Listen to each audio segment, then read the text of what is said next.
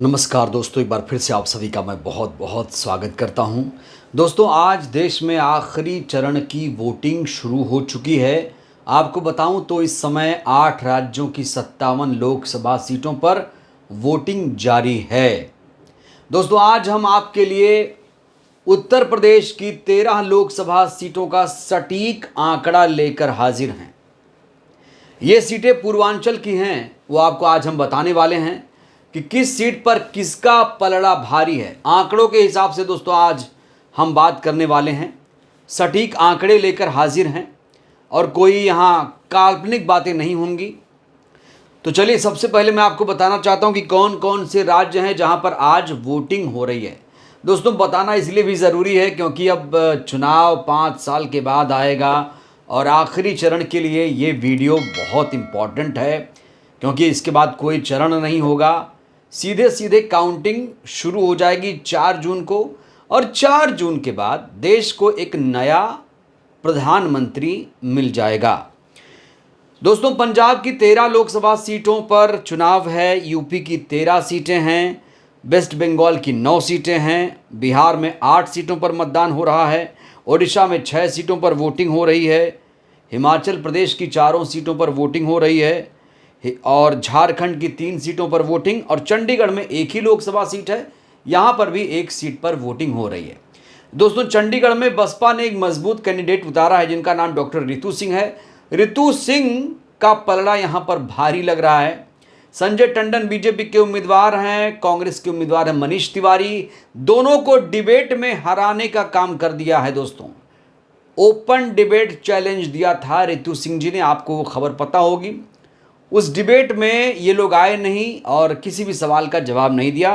तो चंडीगढ़ तक बीएसपी का साम्राज्य कहीं ना कहीं फैलता हुआ नजर आ रहा है। तो चलिए दोस्तों, आज हम उत्तर प्रदेश के हालात को टटोलते हैं। उत्तर प्रदेश में कौन सी पार्टी किस पर भारी है, कौन इस बार जनता का दिल जीतने जा रही है, विस्तार से दोस्तों हम बात करेंगे। और आप सभी से खास अपील, वीडियो पूरा देखिएगा, बिना पूरा वीडियो देखे आप लोग कमेंट मत करिएगा। कई लोग ऐसे आते हैं दोस्तों जो बिना वीडियो देखे ही कमेंट करने लगते हैं, तो ये अच्छा नहीं लगता है क्योंकि आप जजमेंटल होकर कमेंट करते हैं। पहले पूरा देखिए और कहीं कोई दिक्कत हो तो उस दिक्कत पर बात करिए, हल्की कमेंट मत करया करिए। आप सभी से अपील है दोस्तों। कमेंट करना आसान है, रिसर्च करना, वीडियो बनाना ये बड़ा मुश्किल है दोस्तों। चलिए दोस्तों, सबसे पहले हम बात करेंगे सलेमपुर की। आंकड़े रखेंगे आपके सामने, सलेमपुर का आंकड़ा। दोस्तों सलेमपुर में अगर मैं बात करूं तो 2019 के जो आंकड़े थे सलेमपुर में, तो भारतीय जनता पार्टी ने सलेमपुर सीट जीती थी और सलेमपुर में बीएसपी दूसरे स्थान पर थी। कांग्रेस को मात्र 27,000 वोट मिला था।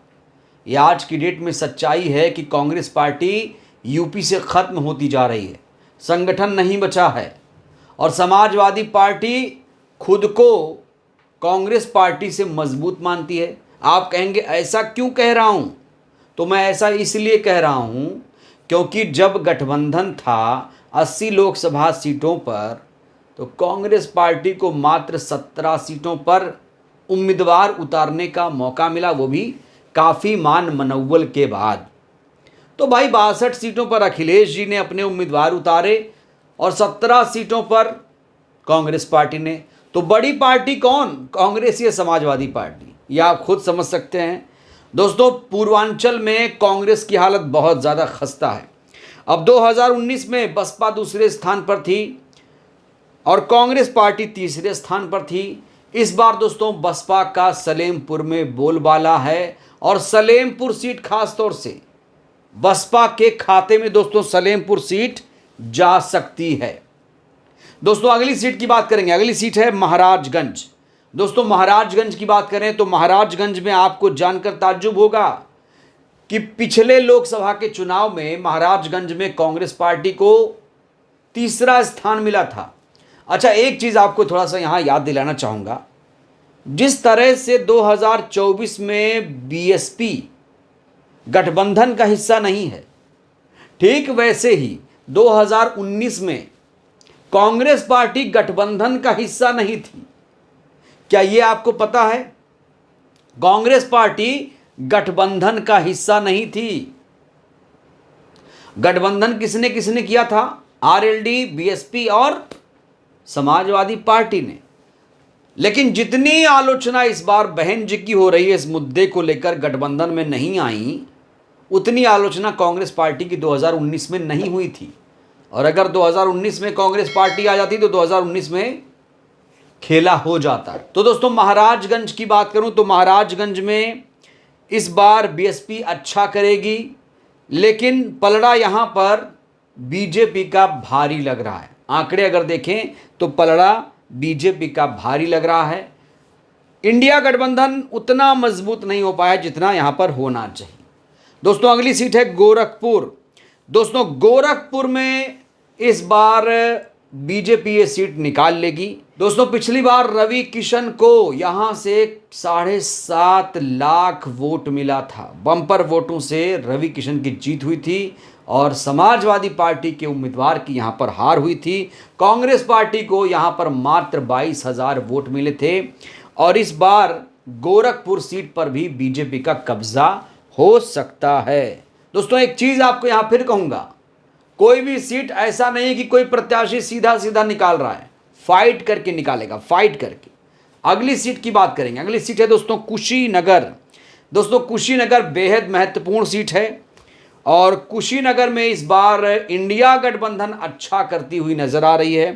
दोस्तों याद दिला दूं, पिछली बार कांग्रेस को यहां पर करीब 2 लाख वोट मिले थे और कुशीनगर में बीएसपी, कांग्रेस और बीजेपी ने चुनाव लड़ा था। बीजेपी ने कुशीनगर सीट पर कब्जा किया था। इस बार थोड़ा सा फायदा मिलेगा यहां पर कुशीनगर में, खास तौर से इंडिया गठबंधन को, क्योंकि समाजवादी पार्टी और कांग्रेस पार्टी यहां पर साथ साथ हैं। तो ये सीट इंडिया गठबंधन के खाते में दोस्तों जा सकती है, लेकिन बीएसपी भी कम नहीं है यहां पर।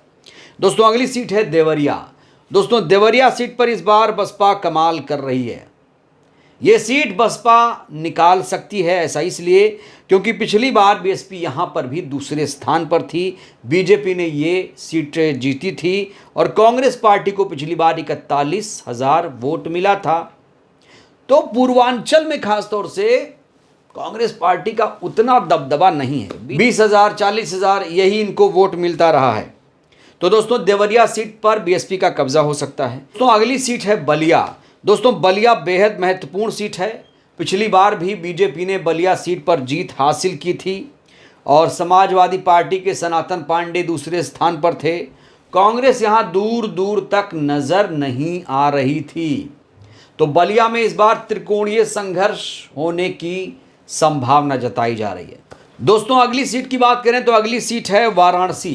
दोस्तों वाराणसी में बीजेपी अच्छा चुनाव लड़ रही है। उसकी वजह आपको पता है कि वाराणसी से नरेंद्र मोदी तीसरी बार चुनाव लड़ रहे हैं।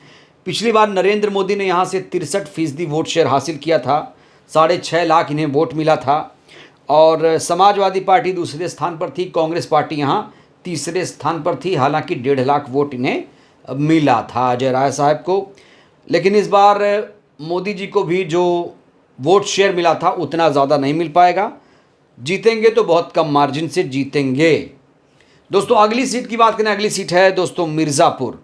दोस्तों मिर्ज़ापुर में मुकाबला इंडिया गठबंधन वर्सेस अपना दल के बीच है और अपना दल का पलड़ा यहाँ पर थोड़ा सा भारी लग रहा है। रुझानों में अगर देखा जाए तो दोस्तों जो वोटर हैं खास तौर से वो अपना दल की तरफ शिफ्ट होते हुए नज़र आ रहे हैं। लेकिन इंडिया गठबंधन भी यहाँ पर दोस्तों मजबूत फाइट में दिख रहा है। दोस्तों अगली सीट की बात करेंगे। अगली सीट है रॉबर्ट्सगंज। दोस्तों रॉबर्ट्सगंज बेहद महत्वपूर्ण सीट है। पिछली बार रॉबर्ट्सगंज सीट अपना दल ने जीता था। समाजवादी पार्टी यहाँ दूसरे स्थान पर थी और कांग्रेस पार्टी हमेशा की तरह तीसरे स्थान पर थी। अब इस बार जानते हैं क्या हो रहा है। इस बार बीएसपी यहाँ कड़ी टक्कर दे रही है। पिछली बार तो बीएसपी ने रॉबर्ट्सगंज लड़ा नहीं था। हालांकि मांगा गया था कि भाई रॉबर्ट्सगंज हमारे खाते में करिए, लेकिन बात नहीं बन पाई थी तो समाजवादी पार्टी ने यहाँ पर चुनाव लड़ा था। लेकिन इस बार बीएसपी यहाँ मजबूती से चुनाव लड़ रही है और बीएसपी दोस्तों ये सीट निकाल सकती है। दोस्तों अगली सीट की बात करते हैं। अगली सीट है चंदौली लोकसभा सीट। दोस्तों चंदौली में पिछली बार बीजेपी ने जीत हासिल की थी और इस बार भी बीजेपी ये सीट निकाल सकती है। दोस्तों चंदौली में बीजेपी का पलड़ा भारी लग रहा है। बीजेपी चंदौली सीट निकाल सकती है। पिछली बार समाजवादी पार्टी चंदौली में दूसरे स्थान पर थी, कांग्रेस दूर दूर तक नजर नहीं आ रही थी। दोस्तों अगली सीट की बात करेंगे, बेहद ही महत्वपूर्ण सीट, नाम है घोसी लोकसभा सीट। दोस्तों घोसी में पिछली बार बीएसपी ने जीत हासिल की थी, बीएसपी ने सीट जीती थी और बीजेपी यहां पर दूसरे स्थान पर थी। कांग्रेस पार्टी घोसी में 2019 के लोकसभा के चुनाव में तीसरे स्थान पर थी। आपको जानकर हैरानी होगी कि कांग्रेस पार्टी को घोसी में 2019 के चुनाव में महज 23,000 वोट हासिल हुए थे।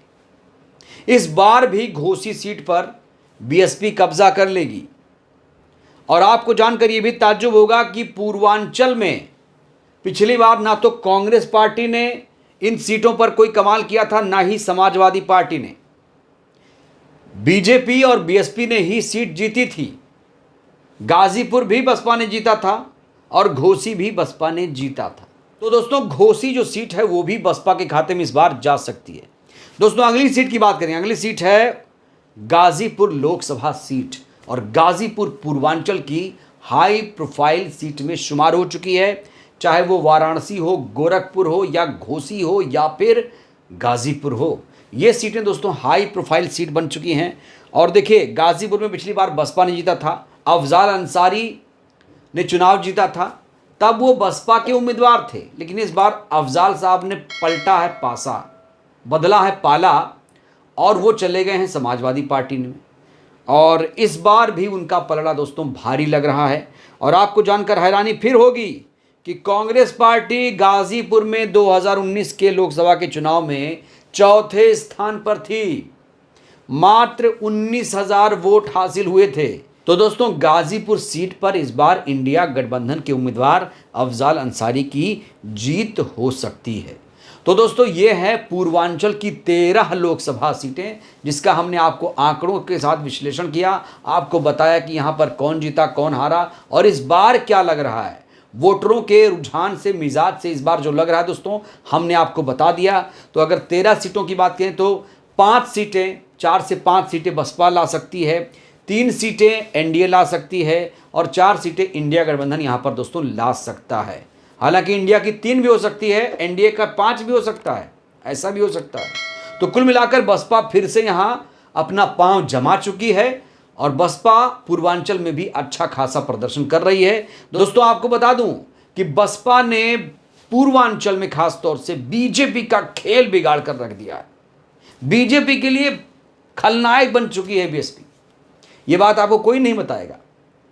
बहरहाल दोस्तों इस वीडियो में इतना ही। ये सर्वे आपको कैसा लगा, हमारा आकलन आपको कैसा लगा, अपनी प्रतिक्रिया जरूर दीजिए। आपका कोई आकलन हो, आपका कोई सर्वे हो तो वो भी आप लिखिएगा जरूर। बहुत बहुत धन्यवाद, शुक्रिया।